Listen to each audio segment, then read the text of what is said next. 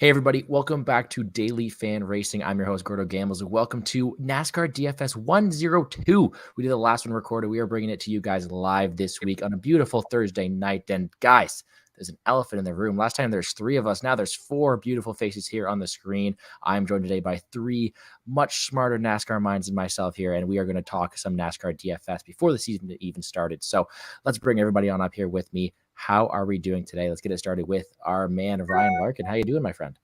I am fantastic. Sorry, got an email there. I'm doing good. Excited to get the show going. I'm excited to get everyone on board here. Got a couple of cool people to talk NASCAR with and break down some lineup construction ideas. So I'm excited about diving a little bit deeper than we did last week.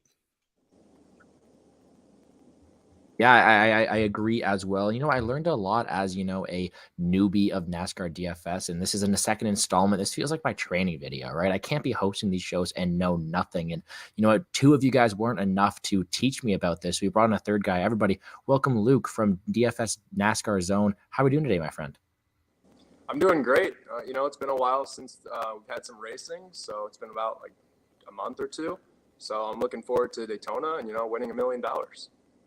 Oh, $1 million. I would love that for sure. And this is exactly how you're gonna do it, guys, right? If you hit the subscribe button down below, like the video, you will be millionaires by the end of it. But no, I'm just messing around. But we will be definitely more profitable. We got three sharp minds here, and the third of which is Jason. How are we doing today, my friends, from FreeNASCAR DFS?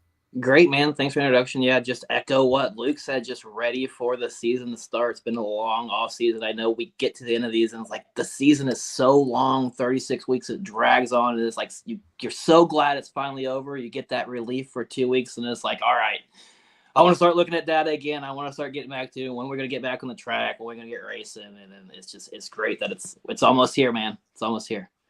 Almost indeed. And we do have ourselves that card coming up, but this is not really the focus of this video right here. Again, as the title says, this is NASCAR DFS 102. If no one's ever seen the 101, I know that one was pre-recorded, but it is also on the channel. We talked about the basics, the stuff for people who are just getting new to stuff like this, that we're learning about what you can do, what to target it, how to differentiate between cash, UPP, all that simple kind of stuff. This is a step above. So we're going to break into it one thing shortly here soon. But before we do so, Luke, I'd love to hear about your involvement in the channel. I'm happy to have you here and working with us as well. We talked a lot about ourselves last time. How are you doing, and what do we expect from you here on the Daily Fan Racing channel? I'm doing good. I'm going to be providing weekly cup articles, kind of talking about like ownership leverage and how to attack each slate, because every week is different depending on the starting lineup and stuff like that. But yeah, it's going to be a tournament article kind of talking about how to attack the slate from a GPP perspective, but I'm looking forward to it.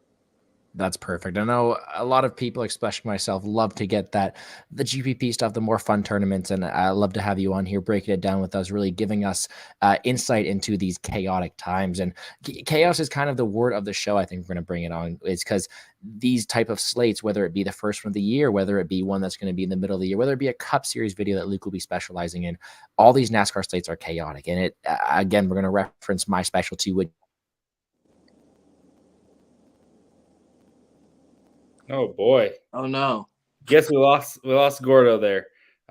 This is what's your best way of really taking care of the chaos and trying to avoid it? We don't know who he asked. We'll go with Luke. So I know in our run sheet there, Gordo, you cut out. Your Canadian internet's killing us here. Or maybe it's because there's four of us on a stream for the first time and StreamYard just can't handle it. But we're the first thing we want to talk about is, can we avoid the chaos with NASCAR? With especially the Cup Series and new cars, seemed like things got even crazier last year across every track type. Is there anything we can do to avoid the chaos and put together lineups that stay clean at the end of these races? Well, before I say anything, NASCAR DFS is a sport where you want to play multiple lineups. You're not gonna win a lot if you're just doing one lineup a week with how much variance there is. I think making multiple lineups and kind of having exposure across the board to some of the drivers is a great way to kind of cover yourself. And all you need is one lineup to get near the top, and you'll have a big day. So I think just making multiple lineups, kind of knowing which drivers you're going to be overweight and underweight on, and attacking the slate that way is the best way to win in NASCAR DFS. All right. Well, I came back to you, Trevor, my Canadian Wi-Fi. I promise you, I was talking about that chaos thing, and that's another theme here we're going to stick with is chaos. This, like you said, like Luke said, sorry, it's a very, very variant sport, of one that you're going to need multiple lineups. And in doing so, when building them, you are going to be stuck with a lot of chaotic archetypes of how you're going to build these lineups. Jason, when you're building your lineups, do you like to hone in on a couple racers in particular, or because of this variance of them wrecking, do you tend to really open up your player pool? I think, yeah, your driver pool does have to be opened up a bit, but I think it really varies depending on the slate, and it varies depending on what types of tracks we are at, right? Because certain track types are going to offer a lot more variance and a lot more chaos than other track types, like your intermediates and your super speedways. I mean, we've always thought of super speedways as very chaotic, and like last year with this new car, we've seen the intermediates became really chaotic. And when I looked at the variance from 2022, the variance was a lot higher on intermediates than we've seen in the past. So, I mean, those two track types are the most chaotic. And I think those are when you want to kind of branch out your driver pool, play a little bit wider. But when you start getting into like your shorter flat tracks, your road courses, those tend to be less variance. I think like your top drivers typically finish up front. There's a lot less chaos, and you can kind of hone in that driver pool a little bit more in those types of races. Yeah, just to piggyback on that, when you're trying to select a player pool going into the race, there's going to be a lot of factors, namely qualifying, where everyone qualifies, how everyone's lining up. On road courses, if you got clear-cut place differential guys that you're realistically going to go heavy on, it's going to trim down your player pool a lot. And that's going to be the same for every race. I mean, there's going to be situations where you know who the main couple of dominator threats are, so you're going to kind of not, instead of have coverage on a ton of people, you might hone in more on like Kyle Larson at Homestead. We knew going in kind of what the opportunity was there for him, and he nailed it. So maybe you weren't going to spread things out. And every single slate, every single race is different. Every track's different. The only time we might not consider it different is when we go back to a track for a second time, or, Daytona, Talladega, where things are pretty similar. But for the most part, every slate is different. And then that carries over into other aspects of construction when it gets to, ownership leverage points and things like that. Is every single race is different. Every qualifying session gives us different, situations to adhere to and to adjust to every week. So it can be tricky, but staying on top of that is where you gain your edge, and then finding how to trim your player pool or get on the right guys is important. And it all kind of comes together into one beautiful picture if you can hit it right. Yeah, well, I know Jason and you both mentioned the different types of track types and how that really affects your play style. I'm going to go back to Jason again because he was breaking it down pretty well here. I want to know, when you are playing these different types of tracks, how do you differentiate from being a risky lineup, or is there certain track types that you want to play safer, or how does this type of track play into your player pool and decision making?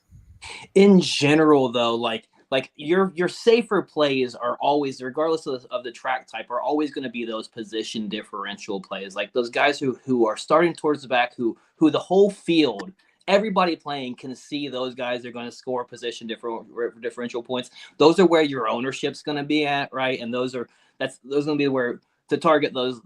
I kind of lost my train of thought here. Live action here, sorry, but when you're targeting, oh my God, somebody else is going to take over here. Yeah, having a basically when you're targeting a high place differential guy that's starting in the back, especially someone in elite equipment that's a great driver, you can pretty much write him in for a certain floor. Wrecks aside, it's really, you shouldn't be playing for wrecks or mechanical failures or things like that. You're gonna adjust to that with ownership, percentages, things like that. But and that's what I was kind of getting at, is that those are the guys that you can see where their fields are getting at, and you can see when to get away from those guys, right? And those higher variance tracks, like your super speedways, like your intermediates, that gives you the perfect opportunity to steer clear of where you obviously know the field's going to be at. And it oftentimes isn't about hitting the right guy, but it's about avoiding that guy that the whole field is on, especially like another instance is dominators, right? You can see where the field's going to lean to on a dominator, right? And in intermediates, there's a lot of variance on who actually gets out front and who actually gets those points. So it makes sense. Again, to steer clear from the field in a high variance instance and go for those guys who are just as likely to hit, but are going to be 10% owned, 15% owned. Yeah, and I think a good example of this will come in Daytona. is we've had instances in recent years where guys like Denny Hamlin, Chase Elliott, elite drivers and elite equipment who are good on super speedways have started 30th, 31st, that range. And there's the amount of ownership that they get, 45-50%, is kind of ridiculous. I don't know the exact number. It might have been 41%. But anything above 40-45% at a super speedway, in races where 50% of the field fails to finish, is too much. And that's where you get really good leverage opportunities. Yes, if Denny Hamlin drives from 30th and finishes second, he's optimal. But if you're looking to leverage something, that's the spot, because if he crashes out, half the lineups are dead, and then you're setting yourself up for a bigger score. And that's kind of where we're looking for it. I know at Martinsville 3 years ago now, Brad Keselowski led 453 laps at 9% ownership. You don't have to necessarily get too crazy. You just have to look at past history. You have to understand certain track types with drivers, and take in the whole picture and say, okay, instead of playing that guy that's 35% owned as a dominator, is there someone who's going to be low owned, who has the ability at the track, who has the equipment, who has all the boxes checked at a third of the ownership? And that's what you got that day. And we see that frequently enough that you don't have to just bite into the chalk. You can go elsewhere. Yeah, and I think that, it's a very interesting thing, because in DraftKings, you have to take account into ownership every single sport you play, not only NASCAR, not only other sports we play, but every time you're looking over there and you want to win the big prize, you're going to need to be on a leverage play and look into ownership. And I think that's something that also Luke is going to be taking care of on the article he's been writing for Daily Fan Racing. Luke, I'd love to hear your thoughts on this. How do you really play into any strategy you may have for some ownership leverage?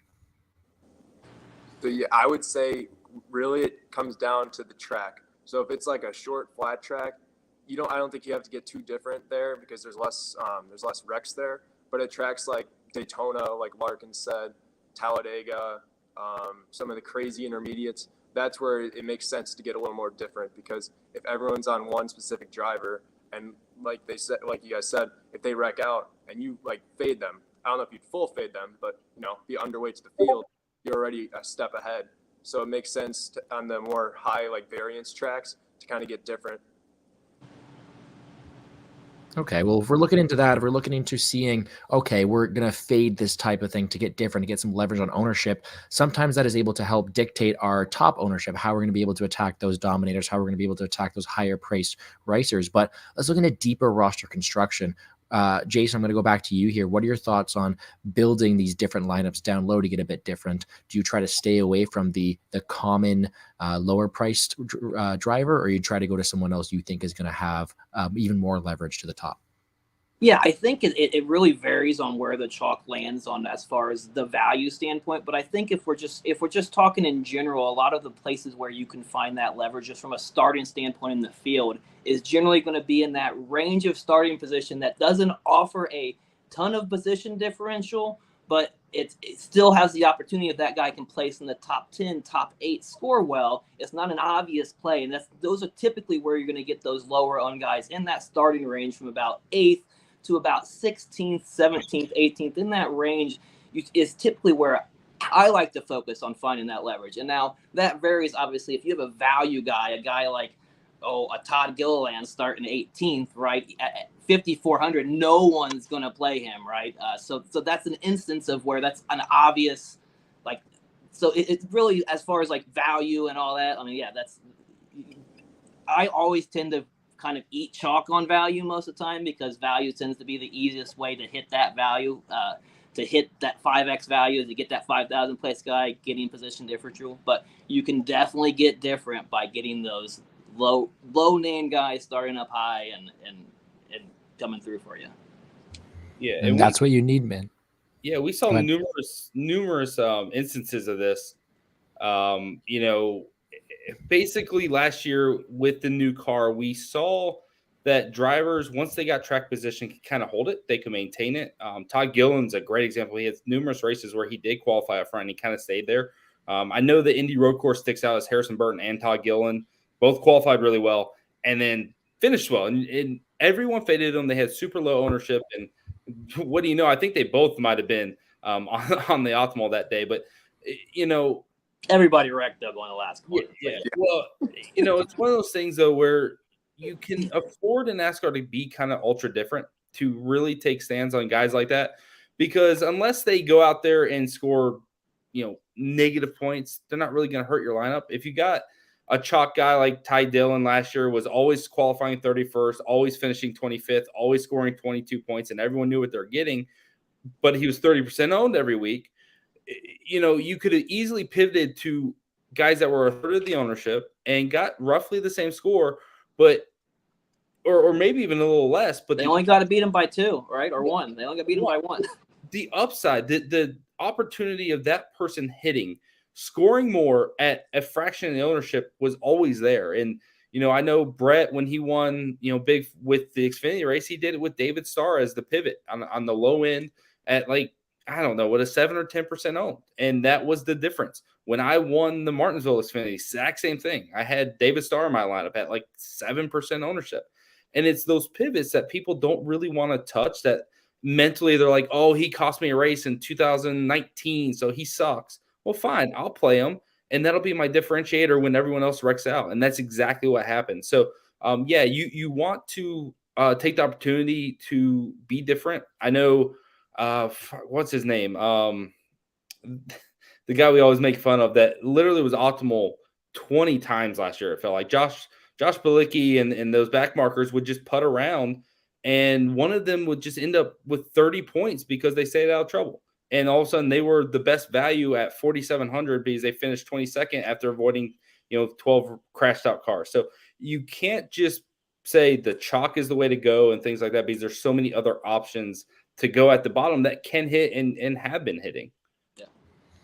Yeah, and it's stuff like that in terms of how we're targeting, or let's say, I'm going to say we're, but mostly you three are targeting the slate from the underdogs you're taking, from the ownerships you're going to have, from reading the articles that Luke does, from tuning into these videos every Thursday night. And that's the type of stuff that we're going to hopefully be able to give you guys to get a bit different. Now, as we rear let's say the second half of this video, I'd love to open up the floor to anybody who may have questions in the comments. Feel free to answer them. One last question for you though, Luke. I know we talked about this, being different, getting this ownership being a little different. And you talked about placing multiple lineups. That's your way to get it done. For those who are typically single lineup or cash players, how do you really factor in ownership to those kind of lineups? So in NASCAR DFS, it doesn't make sense to fade all the chalk. Some of the chalk is going to hit. So you're going to need at least a few of those. Let's go. You're going to need a few of those guys in your lineup.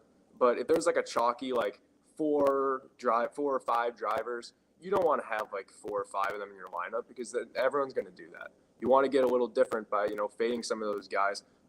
Perfect example is Riley Herbst. I love fading him in Xfinity series whenever he starts in the back, because he likes to crash a lot. So I'd fade him and I'd play a pivot like a Sam Mayer or something, and he would crash out and Sam Mayer would get a top 5, and then I'd be at the top of the leaderboard. But I think it makes sense to just fade some of the popular plays. Obviously, don't fade all of them, because if you fade all of them, you're not going to go anywhere. I've tried it. But yeah, Yeah, and that's a good point. There's a balance to be struck there between playing too many chalk guys, not playing enough. They're chalk for a reason with NASCAR. I feel like sometimes with the NFL or other sports, it's a lot of speculation. It's it's a good defensive matchup, so it could be a good situation. Whereas on the other side, Chuba Hubbard or whatever could run for 150 yards on the Bucs defense, and you're like, how the hell did that happen? It can be very odd how things happen in other sports. Whereas NASCAR, with the place differential points and the way they add up and way dominator points add up, a lot of it's just math based, and you're running numbers. And at least that's how it is in my head.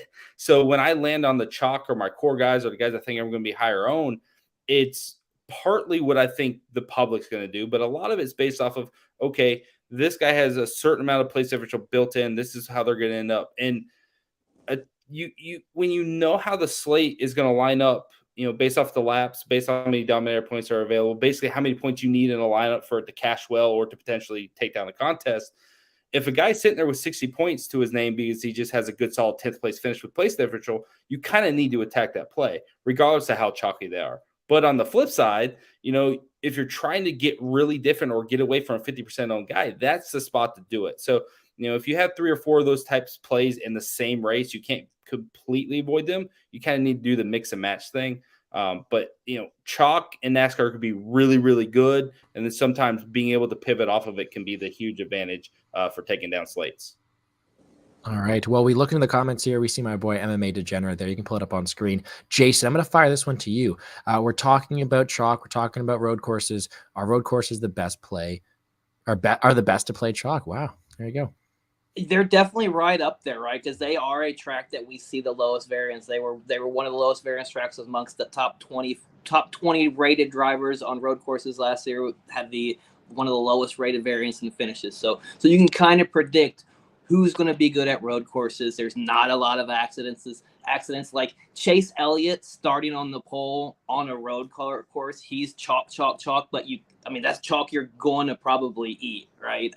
Same way, like Chase Elliott starting 35th on a road course, right? That's these guys who are really good at road courses. Like, you can kind of know they are going to be up front. You can predict they're going to be there. So yeah, I would absolutely agree. Yeah, road courses are the best place to play the chalk. I agree with that. To an extent, I'll throw one caveat out there: unless it rains. Yes, unless it rains and they throw rain tires on those things. I know Indy. Yeah.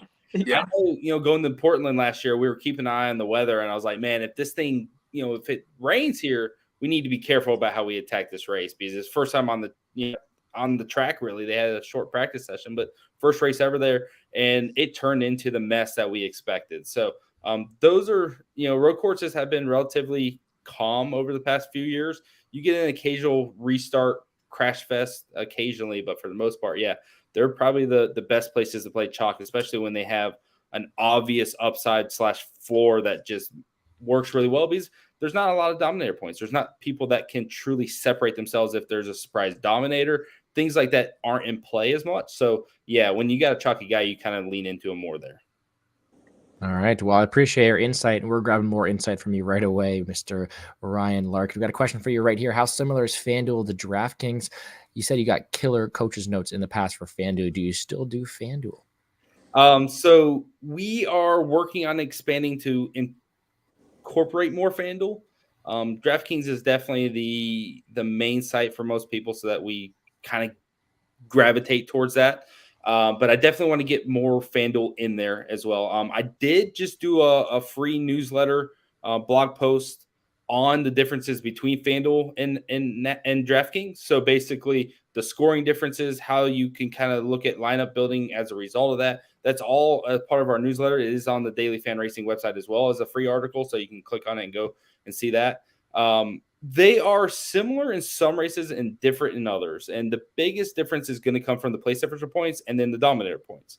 On DraftKings, you have fast laps. They can really separate drivers. Even drivers who don't lead can collect 40, 50 fast laps. I know at Dover, the first Dover race last year, Martin Truex had 50 fast laps, 45, 50 fast laps, and he never touched the lead. Actually, I don't even know if they ran Dover twice last year. I'm so used to them running twice at Dover anyways, but he had 45 or so fast laps at Dover, never touched the lead. That was a race where him and Chastain kind of got to it late. But that, Truex, before he got wrecked out, was an optimal play just based on fast laps alone. That didn't exist on FanDuel. Not getting a good finish killed him. It basically took him from being a great play to a play that wasn't needed on FanDuel. There are differences in the structure like that. Fast laps is the biggest one. Place differential being a full point on DraftKings, half point on FanDuel is a big difference as well. And that really shows itself in a driver who starts 18th and gets to 10th. On DraftKings, that's going to be a pretty decent play. On FanDuel, it's not really something you want to attack. And then that's where the math point comes in. You start crunching numbers. Where can this guy get to? What's his upside? The half point only gets you so many additional place differential points. And the same thing goes to dominator points. If there's a guy that leads 100 laps, which is only 10 points in terms of dominator points, but loses 4 points in place differential and finishes 11th, they're not going to score as good as someone who starts 10th and finishes 5th. They will get outscored by numerous guys in that slate. So being a main dominator of 100 laps isn't necessarily a lock to be optimal, whereas on DraftKings, it's a lot more likely they've won the slate for you or be on the optimal lineup. So there's contextual things like that you have to consider between the two sites. I prefer FanDuel in terms of the way it lines up, in terms of the way the slates play. So anything 400 miles, 267 laps or lower. It's a way easier format. It's way easier to do the math, and I found way more success there. And that's saying I had a really good DraftKings year last year, but I like the format. Now, when there's 500 Hot laps, take. yeah, when there's 500 laps on FanDuel, though, it plays the exact same on DraftKings because now you have 500 laps, all those dominator points. When you got a guy that leads 250 of them, you got to have them, right? So the races on FanDuel changes more, and all that's covered in that article. But there are differences, and I think people get tripped up converting from DraftKings to FanDuel, and that's where they lose the edge when they play that site. I don't know if anyone has anything else to add, but I really do like FanDuel. It's a fun site. Don't play FanDuel. Yeah. Well, they might just cancel your contest an hour before lock and say there was a server issue or some nonsense. But yeah, I like the site, and we're gonna try to get more into FanDuel. Try to get more coverage. I know Luke's gonna cover the differences between DraftKings and FanDuel in his article. He's going to kind of give a breakdown because every race is different. The way you play every slate's different, and that's going to go the same thing for each site as well. So the way you're going to play FanDuel on certain tracks is going to be different than how you play DraftKings and so on and so forth. So that will be covered in every article. And then we'll have a main breakdown, which is going to break down the drivers and our prospects, and then kind of got to put the puzzle together to see how it all comes out. But I like FanDuel. I'm a fan. What about Yahoo? Will you be doing Yahoo? No. What about Prize Picks? Well, yeah, yeah. Surprise pick. So Monkey Knife Fight, isn't that one too? No, Monkey Knife Fight. I don't know. That's like 3 years ago, right? Well, let me do full promo real quick. So Dustin Maben came on Cup Harm DFS. He joined DailyFanRacing as well. He's going to do the full Cup breakdown every week for me, so I can really focus on some other things. And he's a huge Prize Picks guy. He had huge success last year. I'm really excited to bring him on. He's going to give his plays out every single week. Most of it's going to be, part of the subscription, but we are going to do some free weeks, get people pumped up about it, give them some wins, and things like that. So we brought him on board as well at DailyFanRacing. So we got Luke, we got Dustin, we got two big players there, which I'm excited about. And Underdog was my jam last year. I think I was some ridiculous like 250% ROI from the time I started mid-June till the end of the year. It was a phenomenal year on Underdog for me. So I'm looking forward to that as well. There's a little bit more edge there with their numbers, whereas David kills us on Prize Picks because he's really good at projecting. Yeah, well, you're talking about the role that Luke's going to have with his article and stuff like that. Tell me about this time slot, Thursdays, 9 p.m. What are we doing there? Well, Thursdays, 9 p.m., every week we are going to do this show essentially. We're going to take a look at the slate, break down the track, kind of give our ideas of what track we're at, what we feel like might happen in the race, what kind of lineup construction, basic ideas we're going to do. And this is all pre-qualifying, so we don't have the contextual side of things, whether someone qualifies last or has huge place differential upside or who we think the dominator is going to be post-practice. We don't have that idea, but we're going to go in, we're going to prep ourselves for the weekend, give you as much information as you can have, and that way when we get that information, you can turn that into good lineups with some good advice elsewhere. We're going to probably cover some betting stuff. I know Jason's not a better guy, but we're going to do some betting and I'm a better man. Yeah, we're going to give out some bets, things like that. Have fun. It's hopefully going to be interactive. I mean, we got a bunch of questions in here now, which is pretty cool. So hopefully we'll have that side of things where we can get some questions going and really have a show that's fun for everyone to view and enjoy. All right. Well, I look forward to doing that with you guys. And as we reach the tail end here, I'd love for you guys to give some personal opinions here. Not only shout out the stuff you're doing online, but also answer MMA Degenerate's question here. If there's any driver you're looking to fade, we'll start with you, Jason. Where can people find you, and what's the driver you're looking to fade this year?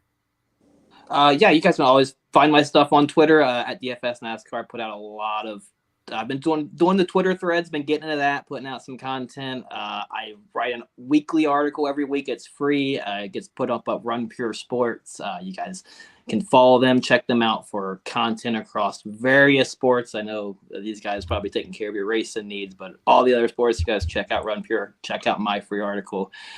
Driver I'm fading this season, man, for the whole season, huh? Yeah, I don't know. That's a tough one to guess. I mean, you can't go wrong fading Ricky Stenhouse, I guess, right? But no, I'll give you a real one. A guy I'm going to fade Martin Truex, right? Like, ooh. I feel like he's cresting the end of his career here. He went winless last year. I know he's probably got a few good runs in him, but I just see him tailing off into the sunset here and kind of fading like Jimmy Johnson did in his career. So I'll be fading Martin Truex. I'm on the opposite of that one. Really? All right, cool. Yes. See, and this is a preview. We will have disagreements like this, and we will dive deeper into them during the regular weekly show because, Truex, from my side of things, I'm like, most people are thinking like Jason R. is. His ownership is going to be lower. If you look at his peripheral stats last year, they were really good. They were really good on all track types. He was good across the board. He didn't have a win. He lacked a dominator upside at most tracks. He never got out front. I mean, he was like 6th, 7th, 8th ranked driver on the track types, right?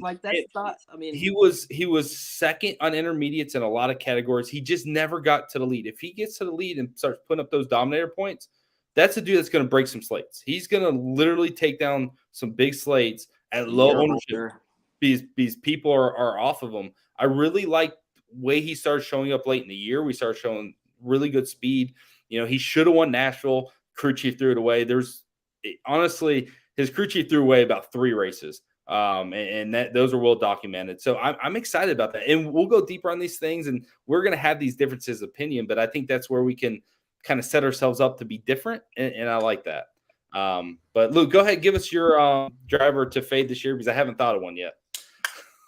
Well, I got to say, ever since they switched to the next gen, I know he did win some races last year, but it seemed like a lot of the times he was chalk. He did not work out, but I feel like Kyle Larson's an interesting guy you can fade throughout the season, especially when he's high owned. I like playing low owned Larson, but high owned Larson, he's burned me so many times last year. And I just think it's the same thing every week. The speed is there in practice. He qualifies near the front, and then the race starts, and he'll be like the pole sitter. He'll lead the first 20 laps. Then there'll be some stupid competition caution. He'll lose the lead on pit road, and then that's it. And then 40% of the field is dead. So, I played Kyle Larson way too much last year, and I'm not. I think we all did. Yeah. We all got bit by Kyle Larson for sure. But we saw at Homestead when he hits, it's like, God, I wish I had him. You want Kyle Larson at the high tracks, because he knows how to run against the wall. Right. For me, I'm kind of liking the Larson call. I think people are going to be on him a lot. For me, I'm going to another Kyle. I'm going Kyle Busch.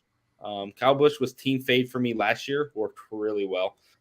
Aside from races where he had place differential opportunities and his price got a little bit lower, I didn't really want him. There were some races on FanDuel. I took advantage of his starting position and his price. But this isn't last year and a poor run and lucking into the Bristol Dirt win. And aside from that, not really contending for many wins isn't new. This has been a 4-year thing with Busch. Dating all the way back to his championship year, he won a race in June, didn't win another race until the championship one where his 2 teammates gave it away. Went the whole next year, didn't win until the last Texas race, didn't win until Pocono where he won on a weird fluke fuel strategy because his shifter broke. The only time he's won in the last 4 years has been fluke wins, and he only has 4 or 5. He has not been an elite dominator. He has not been an elite driver. And now he's going to RCR, which has not been an elite team. Yes, they were good last year. Yes, there's some promise with that team. But Kyle Busch hasn't shown this elite, I'm the best driver in NASCAR in years, really. And I personally think he's been outshone by Hamlin at JGR. Truex was even with him most of the time, if not a little bit better at certain times. I don't think he's head and shoulders above everyone else. And I think there's a lot of buzz around him, and I think people are going to try to bite on his salary. And quite frankly, I don't think he's going to match what Tyler Reddick did last year. So personally, for me, I'm looking to possibly go really, really light on Kyle Busch all year and see what that does for me. I love it. Luke, we never get to hear where we can find you. You got the floor is yours for a little shout out here. Oh, so yeah. If you want to follow me, you can follow me on Twitter at DFS NASCAR Zone. I usually post some free plays for every race. I'll post my favorite play, favorite tournament play, fade, stuff like that. But yeah, follow me on Twitter at DFS NASCAR Zone.